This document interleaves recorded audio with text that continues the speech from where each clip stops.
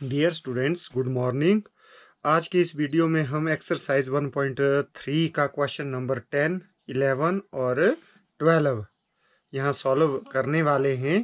तो सबसे पहले question number 10, let f from x to y be an invertible function show that f has unique inverse. ये कोई function दिया है, f from x to y invertible function है। तो आपने ये शो करना है कि एफ हैज़ यूनिक इन्वर्स, की एफ का सिर्फ एक ही इन्वर्स एग्जिस्ट करता है। तो गिवन ये f x to y be an invertible function ये आपको दिया है। यदि ये इन्वर्टिबल फंक्शन है, this implies f is 1 1 and onto. क्योंकि इन्वर्टिबल फंक्शन कैसा होता है, वो 1 1 और ऑन टू होता है। हम मान लेते हैं कि if possible let us suppose g1 y2x and g2 y2x are two inverses of f। क्योंकि f x टू y है, तो मान लेते हैं कि g1 एक फंक्शन है y2x और g2 है y2x। मान लो टू इनवर्सेस ऑफ f है ये। तो दिस इम्प्लाइज यदि g1 f का इनवर्स है तो f सर्कल g1y क्या हो जाएगा, आइडेंटिटी फंक्शन के बराबर y के बराबर, एंड f सर्कल g2y क्या हो जाएगा, ए भी y के बराबर होगा। क्यों, ये मैंने यहाँ एक एरो डायग्राम बनाई है। ये कोई फंक्शन g1 है, ये f है, g1 है y2x और f है x2y। तो y का एलिमेंट को मैं y से डिनोट कर रहा हूँ।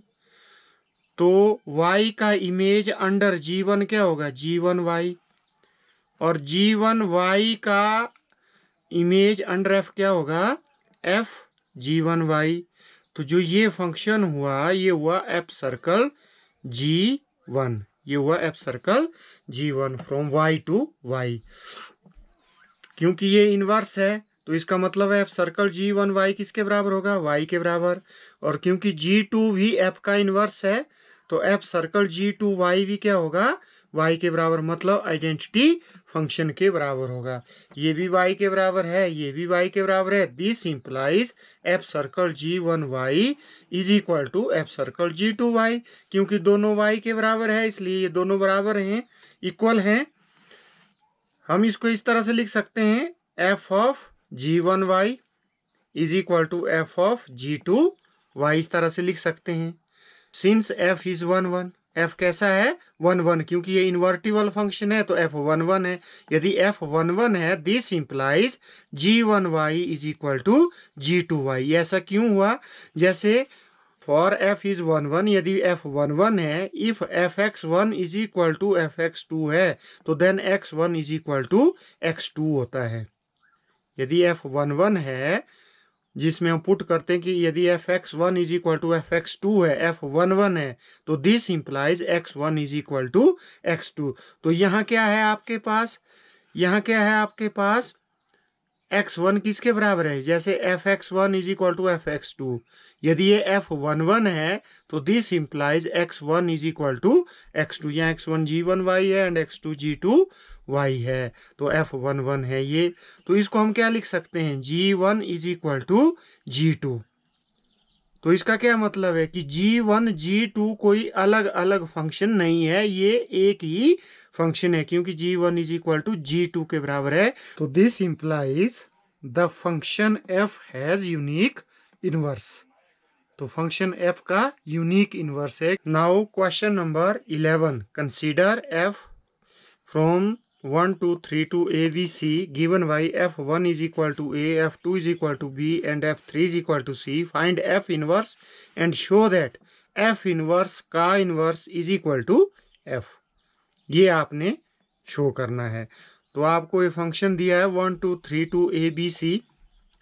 f1 ए के 1 का इमेज ए दिया है, 2 का इमेज बी दिया है, 3 का इमेज सी दिया है। एरो डायग्राम से मैं शो कर रहा हूँ, 1 का इमेज ए है, 2 का बी है और 3 का सी है। तो मैं f को कैसे लिख सकता हूँ, दिस इंप्लाइज ऑर्डर पेयर में 1 ए 2, V, 3, C, मतलब 1 का इमेज ए है, 2 का बी है।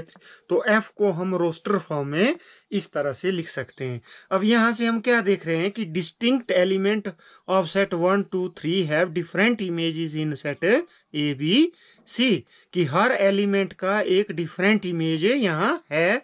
तो दिस इंप्लाइज एफ इज 1, 1। अब और देखो कि आल्सो रेंज ऑफ एफ क्या है, किसके बराबर है, कोड मेन के बराबर। रेंज क्या है, ए बी सी, और कोड मेन भी क्या है, ए बी सी। तो this implies range of f is equal to codomain, this implies f is onto. तो एफ कैसा है, ऑन टू है। तो this implies f is invertible. क्यों है invertible, because f is 1, 1 and onto, therefore f is invertible. यदि f invertible है तो देन एफ इनवर्स क्या होगा, इज इक्वल टू, तो कैसे निकालते हैं एफ इनवर्स, ये एफ है तो इसका इनवर्स कैसे होगा, तो ऑर्डर पेयर चेंज हो जाएंगे, मतलब एफ इनवर्स यहां से यहां एग्जिस्ट करेगा। तो एफ इनवर्स में क्या होगा, ए बी सी, ये डोमेन बन जाएगी और ये कोड मेन, और एरो की डायरेक्शन चेंज हो जाएगी इस तरफ को। ए का इमेज 1 है, बी का 2, सी का 3, मतलब यहाँ आपने ऑर्डर पेयर चेंज करना है। तो 1 ए को आपने A1, B2, C, 3, तो ये हुआ एफ इनवर्स। अब चेक करो, जो ये एफ इनवर्स है फ्रॉम ABC to 1 to 3, क्या ये इसका इनवर्स एग्जिस्ट करेगा, इसका इनवर्स तभी एग्जिस्ट करेगा if f inverse is 1, 1 and onto. तो आप क्या देख रहे हैं यहाँ कि एफ इनवर्स क्या है, ये 1, 1 भी है और ऑन टू भी है, because range of f inverse is equal to codomain of f inverse. तो from above we see that f inverse is 1, 1 and onto. तो यदि ये 1, 1 और ऑन टू है तो this implies f inverse is also an invertible function. तो ये भी एक इन्वर्टिबल फंक्शन है। तो इसका इनवर्स क्या होगा, एफ इनवर्स का इनवर्स क्या होगा, क्योंकि ये 1, 1 और ऑन टू है तो इसका इनवर्स एग्जिस्ट करेगा, इज इक्वल टू, तो ये एफ इनवर्स है आपका, ये आपका एफ इनवर्स है। तो जब आप एफ इनवर्स का इनवर्स निकालेंगे तो कैसे निकालेंगे, तो ऑर्डर पेयर चेंज करो। तो ये A1 है तो ये 1A हो गया, 2B, 3, C, मतलब ये एफ इनवर्स है तो इसका इनवर्स इस तरफ को होगा, ये डोमेन बन जाएगी, ये कोड मेन। तो 1 का इमेज A हो जाएगा, 2 का B, 3 का C। तो हम क्या देख रहे हैं कि जो एफ इनवर्स का इनवर्स फंक्शन है वो सेम एफ की तरह है। तो मतलब एफ इनवर्स एफ ये आया, लेकिन ये सेट किसके बराबर है आपके पास, ये एफ के बराबर है। तो this implies this is equal to f, तो दिस इंप्लाइज एफ इनवर्स का inverse is equal to f, hence proved. ये था आपका question number 11। Now question number 12, let f be a function from x to y be an invertible function. ये कैसा दिया आपको, invertible function है। Show that the inverse of f inverse is f, आपने show करना है कि इसका इनवर्स एफ है, दैट इज एफ इनवर्स। ऐसा क्वेश्चन हमने क्वेश्चन नंबर 11 किया, लेकिन वहाँ हमारे को एक्स और वाई जो थे वो सेट दिए थे, लेकिन यहाँ ये सेट नहीं दिए हैं। तो आपने इसको मैथमेटिकल लैंग्वेज में इसको प्रूव करना है कि एफ इनवर्स का inverse is equal to f है। तो आपको क्या दिया है, गिवन ये फंक्शन है from x to y be an invertible function. ये कैसा फंक्शन है, इन्वर्टिबल फंक्शन है। यदि ये इन्वर्टिबल फंक्शन है then by the definition of invertible function, there exist, ये जो उल्टा ई है इसको पढ़ते हैं, there exist a function g from y to x, ये x to y है, ये y to x, such that g circle f is equal to I x, मतलब आइडेंटिटी फंक्शन होता है, and f circle g is equal to I y. ये हमारी जो invertible function की वो डेफिनेशन है। यदि ये इन्वर्टिबल है then there exist function g y to x such that g circle f is equal to I x and f circle g is equal to I y. तो यहाँ क्या होता है फिर, यदि ऐसा है तो हेयर एफ इनवर्स किसके बराबर होता है, वो होता है जी के बराबर, और जी का इनवर्स किसके बराबर होता है, एफ, ये वाइस वर्सा होता है। एफ का इनवर्स जी होता है और जी का इन्वर्स एफ होता है यदि ये जी सर्कल एफ और f circle g identity function के बराबर है।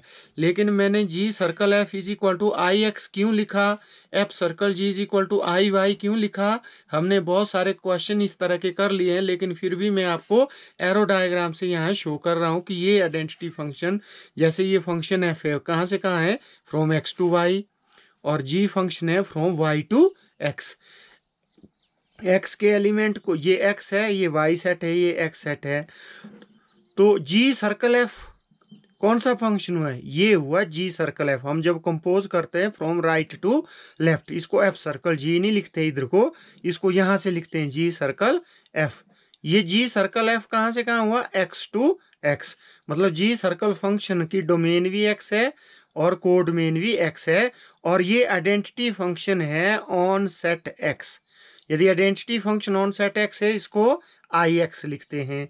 इसी तरह से आपका एफ सर्कल जी मैंने आई वाई लिखा है, जैसे ये फंक्शन जी है और ये एफ है, ठीक है, ये सेट वाई है, ये सेट एक्स है, ये वाई टू एक्स है जी, और एफ है एक्स टू वाई। तो ये जो फंक्शन है ये कौन सा फंक्शन होगा, एफ सर्कल जी। तो एफ सर्कल जी फंक्शन कहाँ से कहाँ हुआ, सेट वाई टू वाई, तो ये आइडेंटिटी फंक्शन है ऑन सेट वाई, तो इसलिए इसको आई वाई लिखते हैं। तो here f inverse is equal to g. Now g circle f I x के बराबर है and f circle g I y के बराबर है, मतलब दोनों आइडेंटिटी फंक्शन है। यहाँ क्या है, जी क्या है, एफ का इनवर्स, तो मैं जी को यहाँ एफ इनवर्स लिख सकता हूँ, circle f is equal to I x, and f circle g को मैं एफ इनवर्स लिख रहा हूँ is equal to I y. ठीक है, अब यहाँ आप देखो कि ये भी एक डेफिनेशन बन गई कि एफ इनवर्स सर्कल एफ किसके बराबर है, आइडेंटिटी फंक्शन के बराबर है, and f circle f inverse किसके बराबर है, आइडेंटिटी फंक्शन के बराबर है। दिस इंप्लाइज कि एफ का इनवर्स क्या होगा, एफ इनवर्स, और एफ इनवर्स का इनवर्स क्या होगा, वो एफ के बराबर होगा। जैसे हमने यहाँ देखा यदि जी सर्कल एफ आई एक्स है और f circle g I y है, तो हम यहाँ क्या कह सकते हैं कि जी जो है वो एफ का इनवर्स है और एफ किसका इनवर्स है, जी का इनवर्स है, वाइस वर्सा होता है ये। तो इसी तरह से यहाँ f inverse circle f I x है, f circle f inverse I y है, तो इसका क्या मतलब हुआ, इट मीन्स एफ का इनवर्स का कौन सा हुआ, ये वाला एफ इनवर्स, और एफ इनवर्स का इनवर्स क्या होगा, वो एफ होगा। तो दिस इंप्लाइज जो एफ इनवर्स है from y to x is invertible and the inverse of f inverse is f, इसका इनवर्स क्या होगा, वो एफ के बराबर होगा, दैट इज एफ इनवर्स का inverse is equal to f, hence proved. ये था आपका क्वेश्चन नंबर 12। इसमें कुछ नहीं किया हमने, एक इसमें क्या किया हमने कि ये कोई फंक्शन x टू y था, इन्वर्टिबल फंक्शन, तो then y definition of invertible function क्या है कि then there exist a function g from y to x such that g circle f and f circle g किसके बराबर होगा, ये identity function के बराबर होगा, और इसलिए जो g होता है वो f इनवर्स होता है। ठीक है, अब मैं इसी को फिर से लिख रहा हूँ यहाँ, और जी को मैं एफ इनवर्स पुट कर रहा हूँ, तो f inverse circle f I x and f circle f inverse is equal to I y, ये दोनों आइडेंटिटी फंक्शन के बराबर। तो इसका क्या मीनिंग हुआ, क्या मतलब हुआ कि एफ का इनवर्स ये है और इसका इनवर्स ये है, तो बस इसी को तो हमने प्रूव करना है कि एफ इनवर्स का inverse is equal to f. यदि इस तरह से है तो इसका मतलब है f inverse from y to x is also invertible and the inverse of f inverse is f, that is f inverse का inverse is equal to f, hence proved. ये हो गया आपका क्वेश्चन नंबर 12। आज की इस वीडियो के लिए इतना ही, थैंक यू।